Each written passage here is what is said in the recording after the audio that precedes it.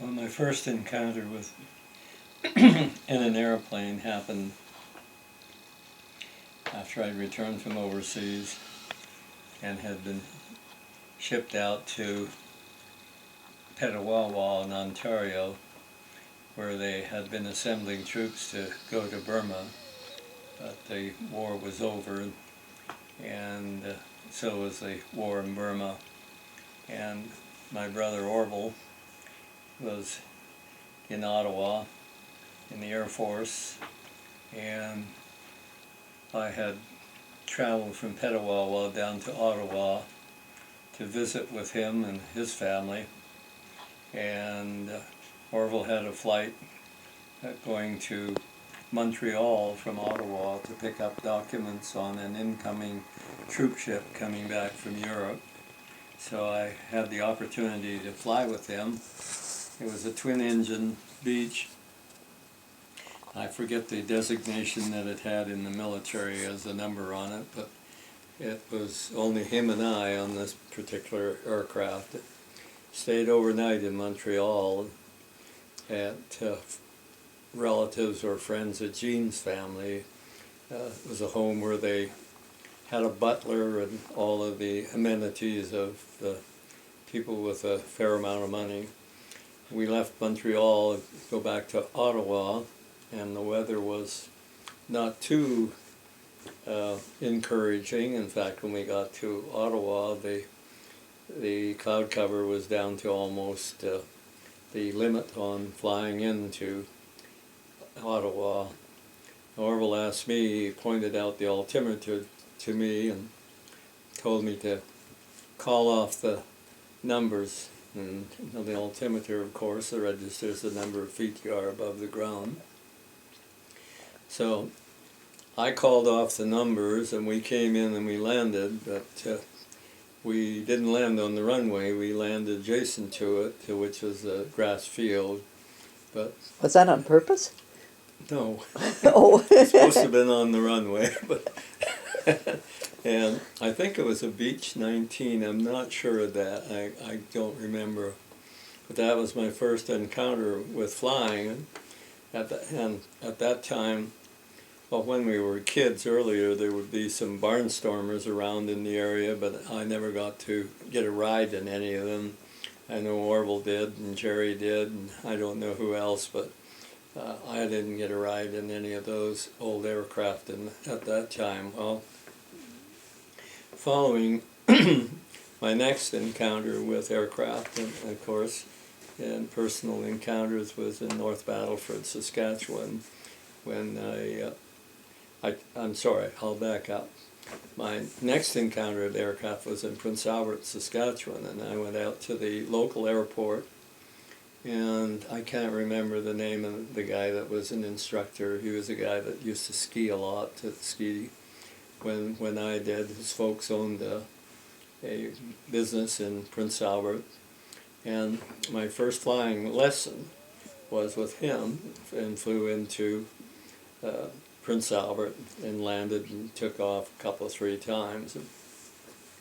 And of course, flying cost a fair amount of money to take flight training, and so it wasn't until I moved from Prince Albert to North Battleford, and where I met Howdy MacPhail, and MacPhail Airways in North Battleford, and the Canadian government put a program out that time where they paid assistance for flight training. So I immediately enrolled and was accepted, and made my first flight with an instructor in a J3. And J3 was a common aircraft for flight training. Was Howdy your instructor?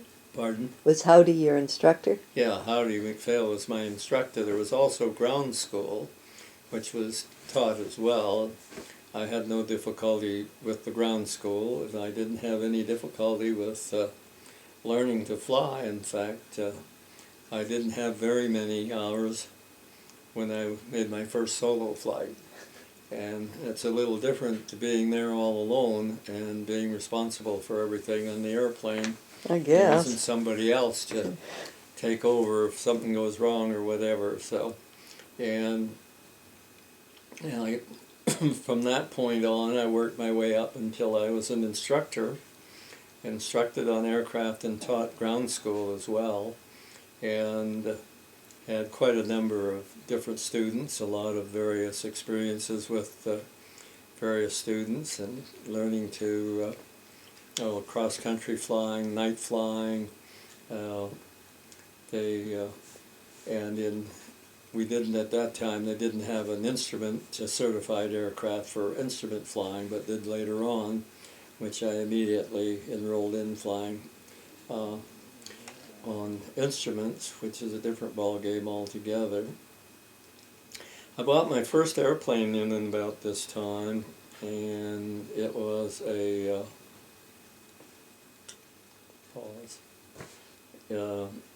I think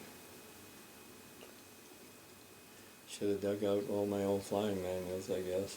Was it a Piper? No, it was all aluminum.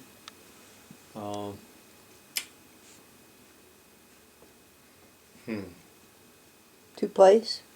Pardon? Was it a two-place airplane? Yeah, it was a two-place, side by side. Yeah.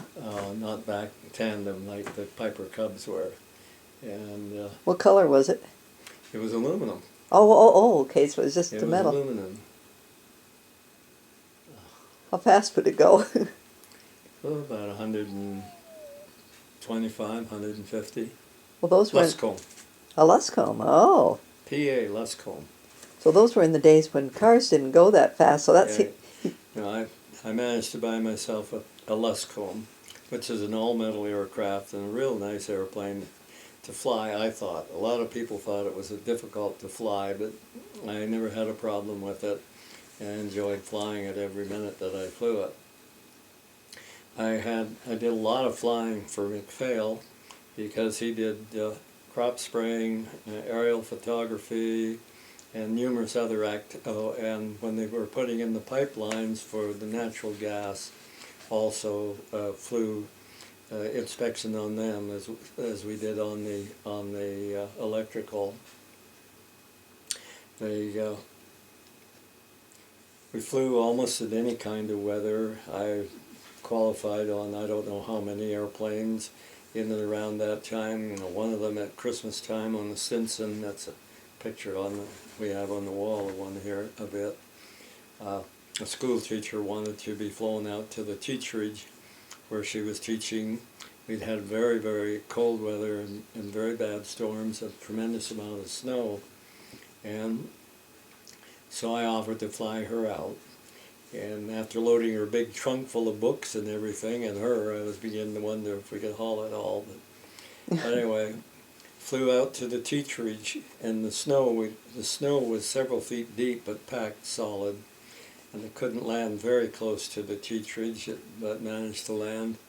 And helped her through the deep snow to get to the teacherage. And inside the teacherage was just like being in a cave of icicles hanging from the ceilings and poor everything lady. else. And bitter cold. Was she a young woman And or? to help her in through the barbed wire fences, haul in all of her books and everything else, and she thanked me, and I said, I'm not leaving you here like this. And I found where they stored the firewood, and I built the fires up for her, and there were icicles dropping off the roof and everything else. Oh, wow. And I left there and did, as I say, routine patrols of power lines and gas lines, and every spare moment I had, I was out at the airport and teaching ground school for quite some time. I went with Howdy McPhail on one. He did postcard and calendar pictures, and we went on one trip together, he and I, from Prince Albert, Saskatchewan, all the way down to in Ontario, and I believe,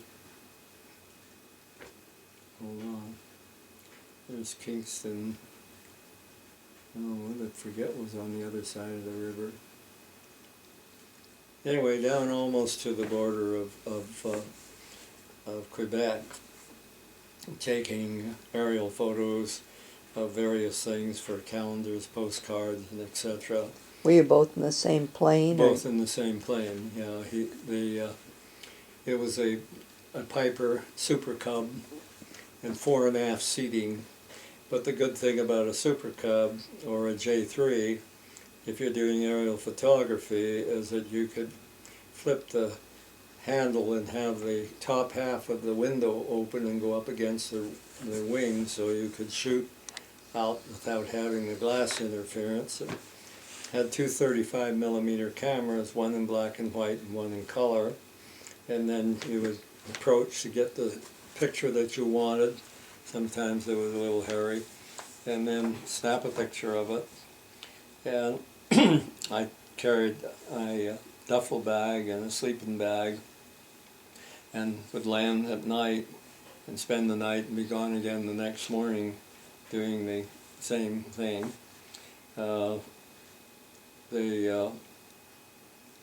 My float experience, there was nobody at that time in that flight school that had were certified for floats, and I had managed to buy a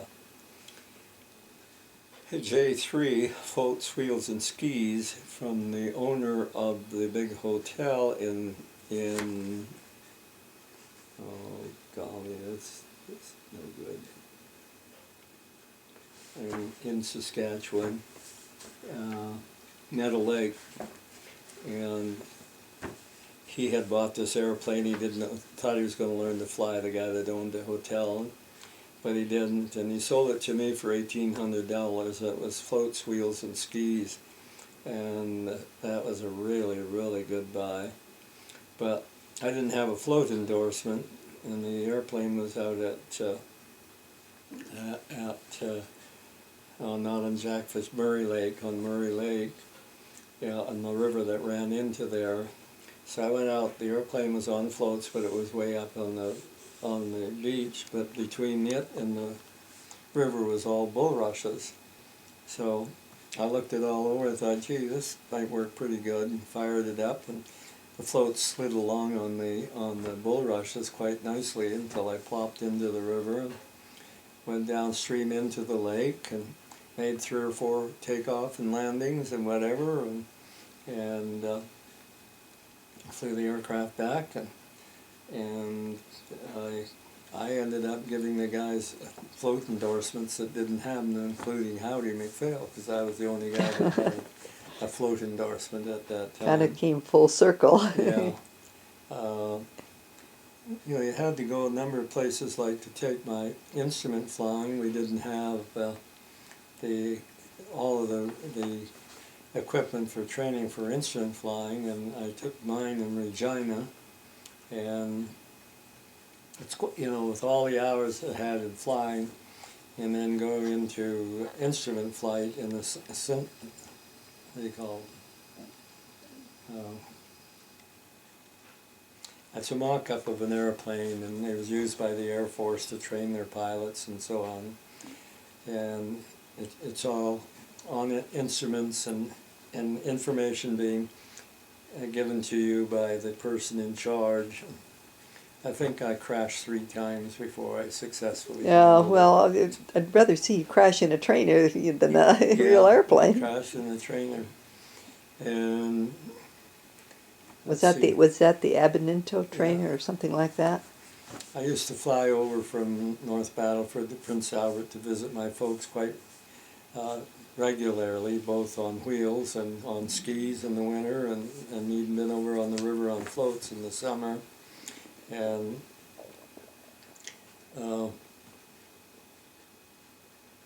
I had, oh gosh, I had a number of rather harrowing experiences. I was back in Winnipeg, Manitoba, and out of Manitoba. It's just had a friend who had an airplane based outside of Winnipeg, and it was another piper, with 4-place piper, and I went out to check out on it, how it was doing, and I took my nephew Gordon Brown with me, who was going to college at that time in Winnipeg, and when took off in that area, it was all irrigation canals every which way. There was no flat ground to land on other than the airport, and I had an engine failure. My engine literally would start coming apart. I managed to, from my crop spraying times, make a U-turn, if you want to call it that, and come in and just barely made it to the end of the runway. Otherwise, all that terrain was deep irrigation ditches, 6, 7, 8 feet deep. We'd have probably never survived if we hadn't made it into the end of the runway. Wow. Got the airplane stopped, and it was dripping parts and oil all over the tarmac. Oh, And the engine had swallowed a piston. that was Gordon's first flight? Pardon? Was that Gordon's first flight? Yeah. That was his first flight. Yeah. And I flew back, that in that J3, not a J3, it was a 4-place. I could look at my logbook what Sure. these aircraft are, but I had flown that and the family back to Prince Albert a couple of times. From there, as I said, Power Line Patrol was a regular patrol that flew in the wind, low altitude, probably 15, 20 feet above the power line, and to note and see if there were any broken insulators or any wires down or whatever. Sounds pretty dangerous. Yeah, it was. In fact, one of the guys that I trained, he had a preacher with him as an observer, and he crashed. And he had his back broken in that crash, but he did recover after spending quite a long time in a full body cast. But it was no place to play around because you're right close to the ground and you're flying fairly low speed and things can happen in a hurry. Golly. Anyway, Did you ever crash? Pardon? Did you ever crash? Yeah, I never crashed in that sense of the word, but yeah, I crashed. I was a lot longer past that time when I crashed. That's years later. This is the early years. And crop spraying was always very dangerous because spraying a field, and there were power lines strung everywhere into farmhouses and everything else. You had to be very much aware where they were. Sometimes you ended up squeezing by under them, but generally tried to go over them.